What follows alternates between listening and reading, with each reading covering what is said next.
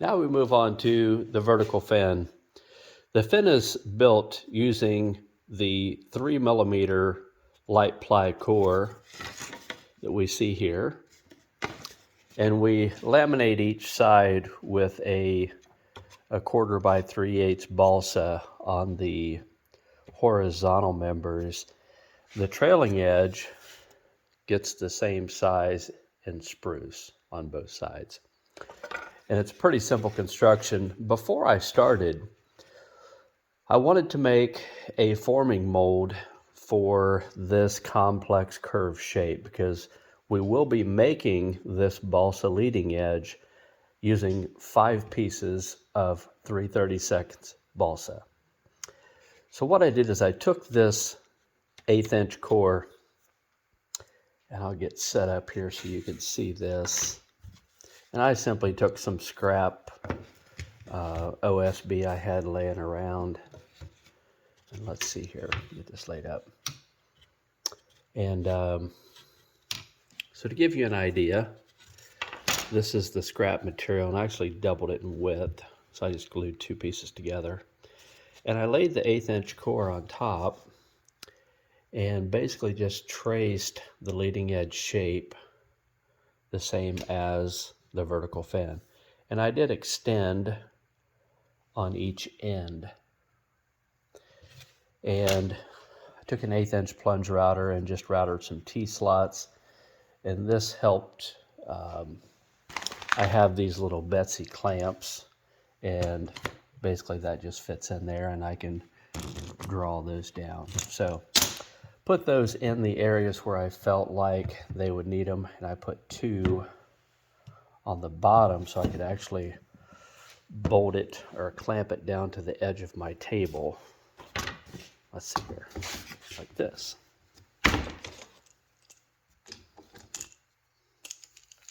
There you go. Give you an idea. So I can clamp it down like that. And with it setting on the edge of my work surface, I had cut into oversized strips of 3/32 balsa and basically just dipped them in water real quick, got each side wet, and then I would lay one on, lay another one, laid all 5 pieces on, and made sure they were long enough, and then removed them and took a towel and just basically dried them off very quickly. I wanted them wet, but not soppy wet. And so when I was finished, here is the actual part. Let me set this up here like this. It's difficult to do this one-handed, but there we go. So you can see there's our 5 layers as it come off the mold. And I did learn to prevent, let's see if you can see that, bruising like this. I laid some, Walmart sells these Westcott stainless steel rulers. Those really work great to lay on top of your last layer of wood and lay around the shape and clamp on top of that. Using the stainless steel ruler in this area, you can see that it turned out really nice. But down here, I'd already clamped it and put a bruise in it, but no big deal. I can wet that and it'll come back out. But I have a feeling that when I sand the leading edge round shape, that will completely go away. So I'm not too concerned about it. So after we have those leading edges shaped like this, the next thing we'll do is, we have to take and cut our excess balsa flush with the 3mm core like this. And once I have that, I can lay this shape in place.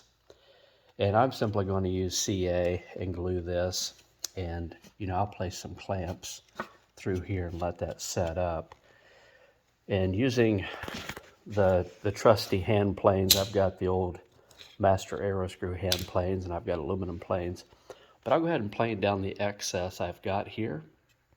and get it smooth, and run my flat sander across and surface plane the entire side, flip it over, and do the same on the other side. And that pretty much completes the vertical fin to this point.